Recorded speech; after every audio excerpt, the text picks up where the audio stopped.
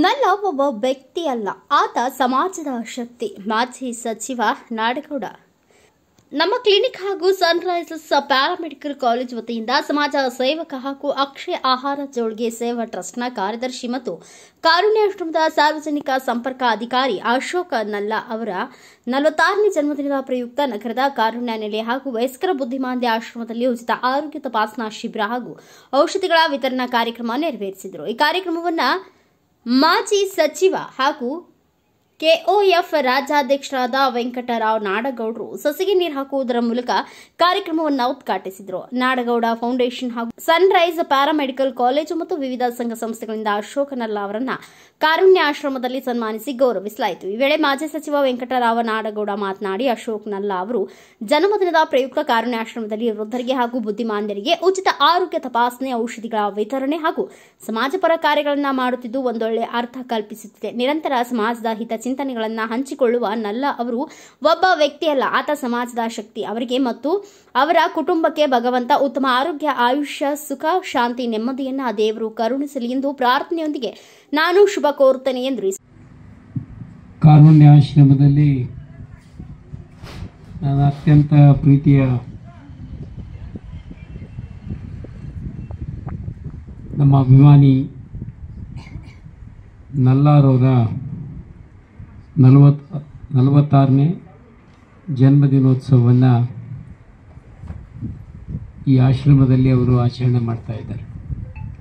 ನಿನ್ನೆ ರಾತ್ರಿ ನನಗೆ ದೂರವಾಣಿ ಕರೆ ಮಾಡಿ ನನ್ನ ಹುಟ್ಟುಹಬ್ಬ ಇದೆ, ತಾವಿಲ್ಲಿ ಬರಬೇಕು ಕಾರುಣ್ಯ ಆಶ್ರಮಕ್ಕೆ ಅಂತ ಹೇಳಿದರು. ನನಗೆ ಅನಿವಾರ್ಯವಾಗಿ ಬೆಳಗ್ಗೆ ಇನ್ನೊಂದು ಕಾರ್ಯಕ್ರಮದಲ್ಲಿ ಅದೇ ಊರಿನಲ್ಲಿ ಒಂದು ಬೇರೆ ಯಾವುದೋ ಕೌಟುಂಬಿಕ ಕಲಹ ಇತ್ತು, ಅದರ ಹಿನ್ನೆಲೆಯಲ್ಲಿ ನಾನು ಈ ಕಾರ್ಯಕ್ರಮಕ್ಕೆ ತಡವಾಗಿ ಬಂದೆ. ಅದಕ್ಕೆ ತಮ್ಮೆಲ್ಲರ ಕ್ಷಮೆ ಕೇಳ್ತೇನೆ. ಹುಟ್ಟುಹಬ್ಬ ಒಂದು ಸಾಂಕೇತಿಕ, ಅದರ ಹಿನ್ನೆಲೆಯಲ್ಲಿ ಆರೋಗ್ಯ ತಪಾಸಣೆ, ಬೇರೆ ಬೇರೆ ಕಾರ್ಯಕ್ರಮಗಳನ್ನು ಮಾಡುವುದು ಇದು ಅರ್ಥಪೂರ್ಣವಾಗಿರ್ತದೆ.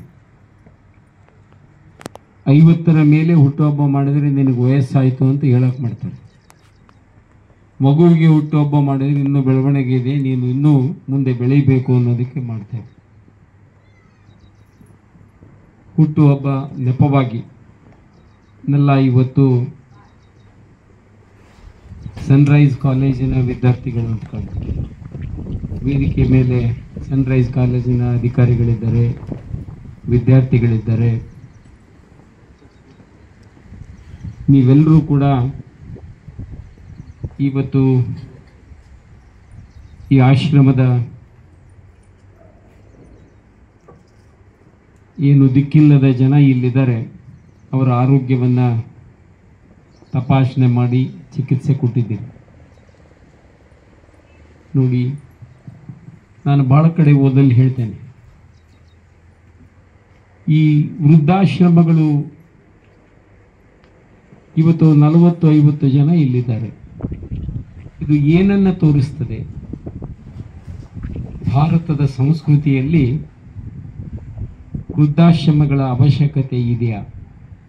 ಯಾಕೆ ಈ ವೃದ್ಧಾಶ್ರಮಗಳು ಬರ್ತಾ ಇದ್ದಾವೆ? ಕಣ್ಮುಂದೆ ತಮ್ಮ ಹೆತ್ತ ತಂದೆ ತಾಯಿಗಳನ್ನು ಮನೆಯಿಂದ ದೂರ ತಳ್ಳಿ ಮಾನವೀಯತೆಯನ್ನು ಮರೆತ ಜನ ಎಷ್ಟು ಹೆಚ್ಚಾಗ್ತಾ ಇದ್ದಾರೆ ಅನ್ನೋದಕ್ಕೆ ಇಂಥ ಆಶ್ರಮಗಳು ಉದಾಹರಣೆಗಳಾಗ್ತವೆ. ನಾನು ಅದಕ್ಕೆ ಭಾಳಷ್ಟು ಕಡೆ ಮಾತಾಡೋಕೆ ಹೇಳ್ತಿದ್ದೆ, ಒಬ್ಬ ಮಗನಾದರೂ ದಡ್ಡನ್ನು ಮಾಡಿ ಇಟ್ಕೋಬೇಕು ಮನೆಗೆ ಅಂತ. ಓದಿ ಎಲ್ಲರೂ ಬೆಂಗಳೂರು ಸೆಟ್ಲ್ ಆದರು, ಎಲ್ಲೋ ಸೆಟ್ಲ್ ಆದರು, ನಮಗೆ ವಯಸ್ಸಾದ ಮೇಲೆ ನೋಡೋರು ಯಾರು?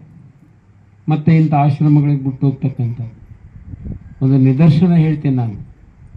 ನೋಡಿ, ಯಾವ ವ್ಯಕ್ತಿ ತಾಯಿಯ ಮಮತೆಯ ಮಡಿಲನ್ನು, ತಂದೆಯ ಬೆವರಿನ ಶ್ರಮವನ್ನು ಮರಿತಾರೆ, ಅವರು ಜೀವನದಲ್ಲಿ ಉದ್ಧಾರ ಆಗೋದಕ್ಕೆ ಸಾಧ್ಯ ಇಲ್ಲ. ಹೀಗೆ ಒಬ್ಬ ಮಗ ತನ್ನ ತಾಯಿಯನ್ನು ವೃದ್ಧಾಶ್ರಮಕ್ಕೆ ಬಿಟ್ಟು ದೂರದ ದೇಶಕ್ಕೆ ಹೋಗಿ ತನ್ನ ಹೆಂಡತಿ ಮಕ್ಕಳ ಜೊತೆ ಸೆಟ್ಲ್ ಆಗ್ತಾನೆ. ಆಕೆಗೆ ವಯಸ್ಸಾಗಿ ತನ್ನ ಬದುಕಿನ ಕೊನೆಯ ಹಂತಕ್ಕೆ ತಲುಪಿದಾಗ ಕರೆ ಮಾಡ್ತಾರೆ ಅವರು, ನಿಮ್ಮ ತಾಯಿ ಹೀಗಿದೆ, ದಯವಿಟ್ಟು ಬಂದು ನೀವು ಕರ್ಕೊಂಡೋಗಿ ಮುಂದಿನ ಇದನ್ನು ಮಾಡಿ ಅಂತ. ಅಲ್ಲಿಂದ ಬಂದು ಆ ತಾಯಿ ಜೊತೆ ಮಾತನಾಡಿ ಹೋಗುವಾಗ ಒಂದು ಮಾತು ಹೇಳ್ತಾಳೆ ಆಕೆ, ಮಗನೇ ಇಲ್ಲೊಂದು ಫ್ಯಾನ್ ಹಾಕು ಅಂತ. ಅವನಂತಾನೆ ನೀನ ಒಂಟಿ ಅವ ಹೊರಗೆ ಅಲ್ಲಿ ಫ್ಯಾನ್ ಹಾಕಿ ಏನು ಮಾಡ್ತೀಯ? ನನಗಲ್ಲಪ್ಪ ಮಗನೇ, ಮುಂದೆ ನಿನ್ನ ಮಗ ಏನಾದರೂ ಸೇರಿಸಿದ್ರೆ ನಿನಗಿರಲಿ ಫ್ಯಾನ್.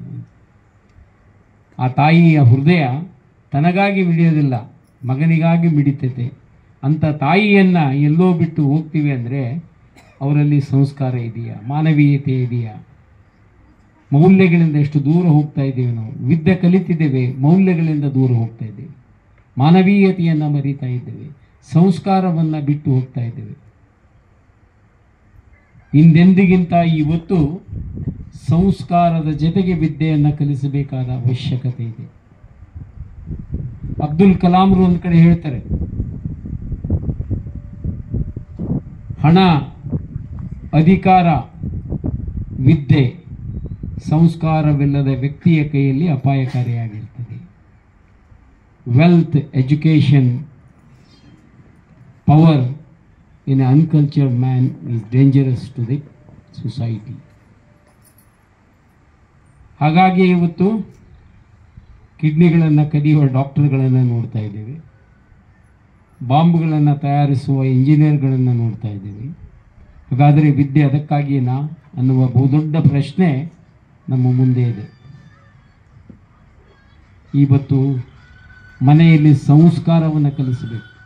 ಸಂಸ್ಕಾರ ಎಲ್ಲಿಂದ ಬರ್ತದೆ ಅಂದರೆ ಆಶ್ರಮದ ಕಾರ್ಯಾಧ್ಯಕ್ಷ ಡಾಕ್ಟರ್ ಚನ್ನಬಸಯ್ಯ ಸ್ವಾಮಿ ಹಿರೇಮಠ, ಸುಜಾತ ಹಿರೇಮಠ, ಪ್ಯಾರಾಮೆಡಿಕಲ್ ಕಾಲೇಜಿನ ಆಡಳಿತಾಧಿಕಾರಿ ಇರ್ಷಾದ್ ಅತ್ತಾರ್, ಸುರೇಶ್ ನಂಕಟ್ಟಿ, ಅವಿನಾಶ್ ದೇಶಪಾಂಡೆ, ಡಾಕ್ಟರ್ ಮಣಿಶಂಕರ್, ಮೆಡಿಕಲ್ ಕಾಲೇಜಿನ 50ಕ್ಕೂ ಹೆಚ್ಚು ವಿದ್ಯಾರ್ಥಿಗಳು ಭಾಗವಹಿಸಿದ್ರು. ಬ್ಯೂರೋ ರಿಪೋರ್ಟ್ ಬಾಸವರಾಜ್ ಪುಕ್ಕನಟ್ಟಿ, ಭಾರತ ವೈಭವ news, Sindhanur. Thanks for watching. Read, discuss and debate with editor Dr. Yan Prashant Rao. Wanted reporters in print, digital and visual media for Bharat Vaibhav Daily Newspaper, BV News 5 Channel and BV Fast Web News from all the talukas of Karnataka, Goa and Maharashtra.